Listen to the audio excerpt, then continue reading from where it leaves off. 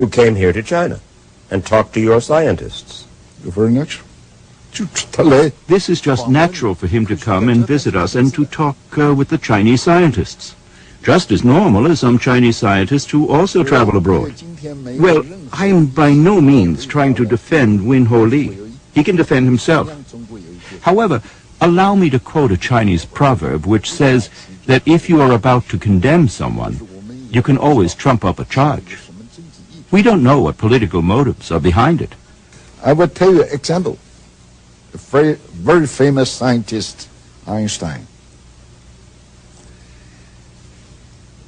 He invented the theory of relativity. Right. That's right. In 1905 and 1916. In 20th century, if no quantum theory, no relative theory, it will be no atomic bomb. Right.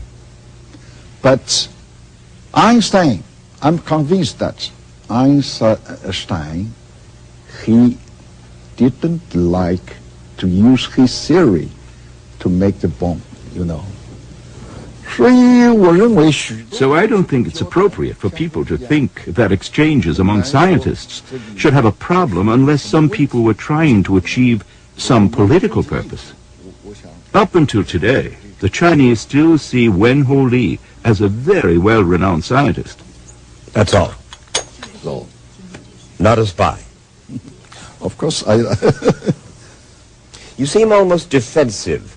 For the first time in this whole conversation, when I raised the name of Wen-Ho Lee, all of a sudden I sensed this is a difficult subject for you, and none other have I felt that way.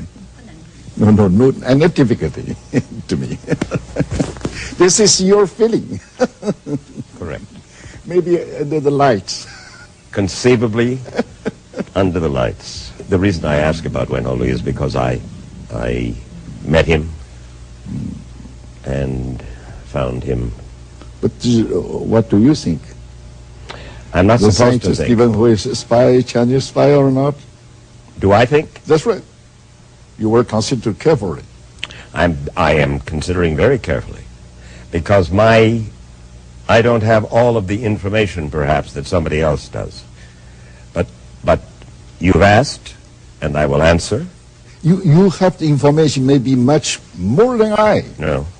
Well. I only from the newspaper. Yeah. Well. But I think. I don't. But I think first time You've stopped me. No. First time I discovered you faced the difficulty to answer this question. Yes, that's true. That's true. I probably shouldn't answer, because I am a dispassionate reporter, an objective reporter. One more question.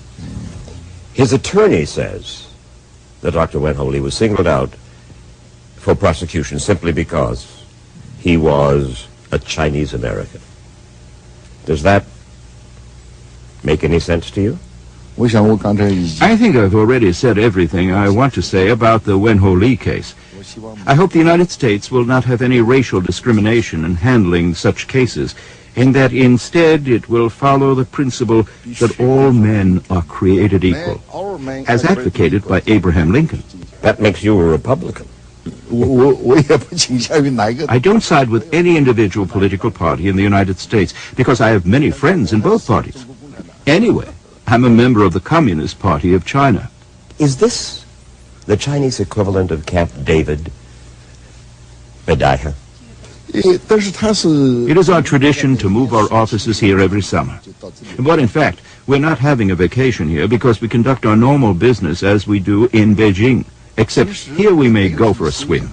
My doctor often suggests that I should swim. I swam this morning for the 21st time this summer. It's the tradition for Chinese leaders to swim. Mao Zedong swam, Deng Xiaoping swam, Jiang Zemin.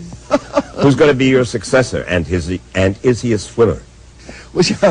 That may be a coincidence that we all swam, but it is true that swimming makes you feel relaxed and refreshed. 4 years ago, here in Bedaiha, you called together a group of scholars and historians to discuss the moral crisis in China, problems that we face in the West as well. The death of morals, the disintegration of traditional values. Still going on, is it? Yes. Could this be the result of to get rich is glorious? Deng Xiaoping said to get rich is glorious. And all of a sudden, people began, that's when you started your capitalism with Chinese characteristics. Is it conceivable that the more material gains that we make as human beings, the more we become hedonists, permissive? You may be right about the timing. It was maybe 4 years ago. In fact, this question is a frequently discussed topic for us. China is a nation with a long history, and we have always attached great importance to spiritual civilization and moral integrity.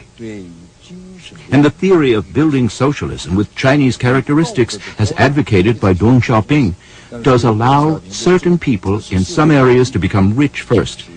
But the ultimate objective is to achieve common prosperity. To get rich is glorious is not capitalism. Socialism is to make all the people rich and prosperous, and to make their country strong and prosperous. In February, I visited part of the Guangdong province, where I said to the people there that you are richer than some other parts of China, and you need to think about the source of your wealth. And you should build on your prosperity, and not just sit back and enjoy what you have achieved. I think the last thing world leaders want to see is the scenario where you have material wealth on one hand, but moral decline on the other. But you yourself, Mr. President,